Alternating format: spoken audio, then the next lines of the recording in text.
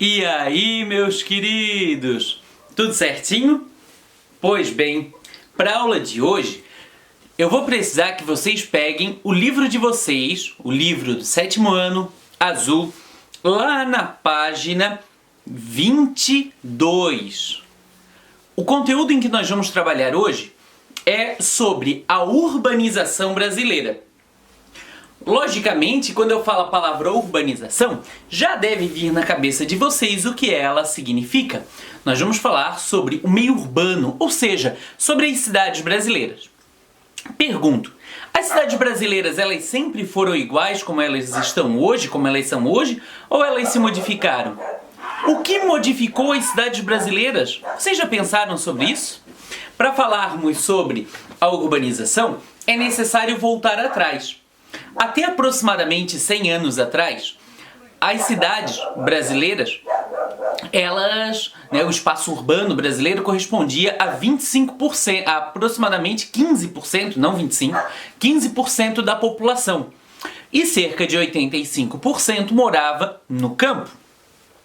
Só que com o passar do tempo, houve uma reforma dessa mão de obra do campo. Este momento em que eu chamo de reforma ficou conhecido na história como Revolução Verde e o seu grande boom, digamos assim, foi na década de 60, quando a mão de obra foi substituída fortemente pelas máquinas. Ou seja, antes aquela fazenda que tinha 20 trabalhadores, hoje ela tem 2 ou 3 trabalhadores e uma máquina, que faz o serviço das demais pessoas que foram demitidas. Essas pessoas, elas acabaram não tendo vez no campo, ou seja, não tinha mais trabalho para elas porque não eram só essas. Haviam outras mais, né? Todas as fazendas aí que passaram a fazer a adoção desse sistema passaram a liberar a sua mão de obra. Resultado, essas pessoas desempregadas passam a vir para as cidades na tentativa de um emprego, da busca de um emprego, de uma vida melhor. Possivelmente, se você fizer aí uma busca pela história da sua família, é muito provável que tenha um avô, uma avó, um tio, uma tia que deve ter passado sim por esse processo. Que foi uma dessas pessoas que acabaram perdendo o emprego lá no campo e vieram para a cidade em busca de uma vida melhor. Na minha família isso aconteceu no final dos anos 60 e início dos anos 70, quando eles saem do interior de Santa Catarina e vêm para a cidade. E se vocês observarem, hoje nós temos nas cidades cerca de 85% da população e somente 15% no campo. Então a realidade mudou. É possível então que sim, que lá na sua família tenham pessoas que passaram pelo mesmo processo que a minha família.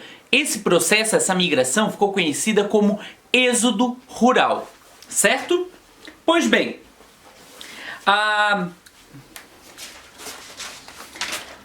essas cidades com crescimento, ela gera uma rede urbana. As cidades que mais cresceram ficaram conhecidas como metrópoles. São cidades aí que tem geralmente mais de 1 milhão de pessoas, que tu encontra uma conurbação, ou seja, que as cidades já não tem mais limite, tipo Florianópolis e São José, tu não encontra mais um limite visível entre elas. Porque lá, antigamente, a ideia de limite de cidade, divisa de cidade, era o seguinte: tu tinhas um centrinho, ao redor do centro começavam a ter chácaras e tal, e aí, lá na frente tinha um rio em que dividia a cidade. E hoje, o que nós temos? O centro, casa, casa, casa, prédio, prédio, prédio, um rio lá no meio do nada, muitas vezes até coberto, canalizado, casa, casa, casa, prédio, prédio, prédio, e aí? Onde é que está o limite das cidades? A gente quase não vê mais.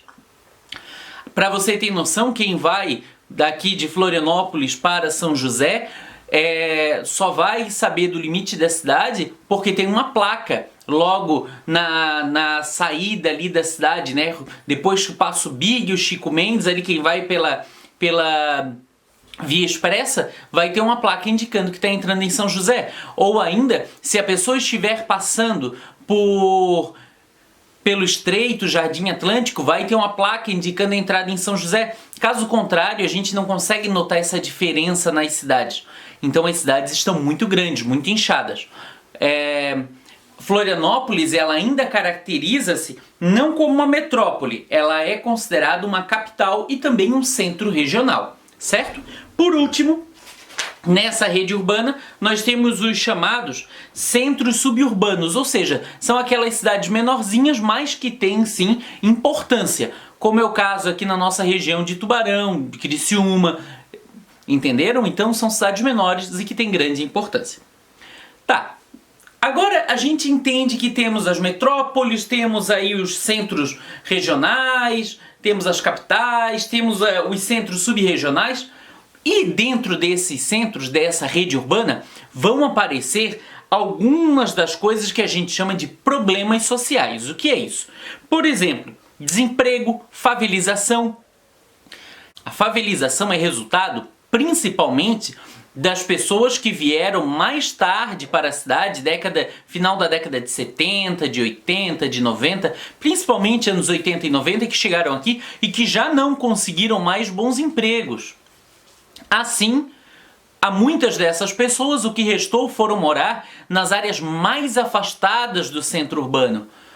Nessas áreas mais afastadas do centro urbano e sem emprego, o resultado foi que essas pessoas construíram casas de baixíssima qualidade para sua habitação.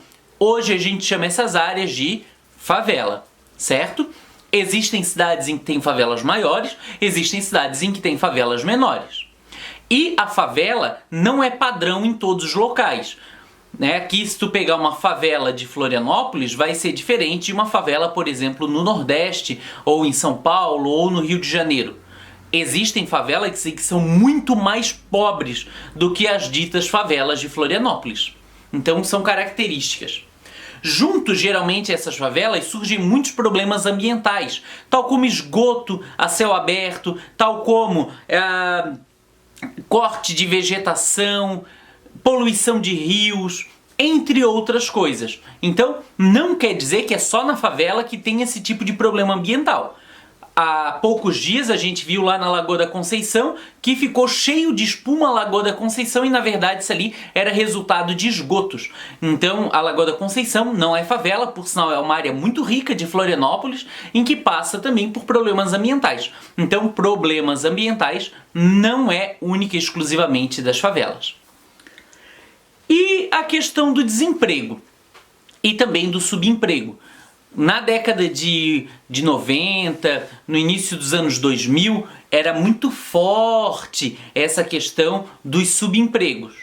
Houve uma melhora devido a políticas públicas, mas o que a gente tem visto são mudanças e que tem levado, e mudança e até mesmo a crise ao qual a gente está passando, tem levado muitas pessoas a voltarem à questão do desemprego, o que não é bom para a economia nacional. O ideal é sempre, uma economia forte e que mais pessoas estejam empregadas e ganhando suas rendas para assim poder alimentar bem a sua família. Certo? Então, meus queridos, a gente termina aqui. O nosso material ele foi até a página 29 e junto ali à página 29 tem uma atividadezinha para vocês fazerem. Certo, meus queridos? Um abração, tchau, tchau e até a nossa próxima aula.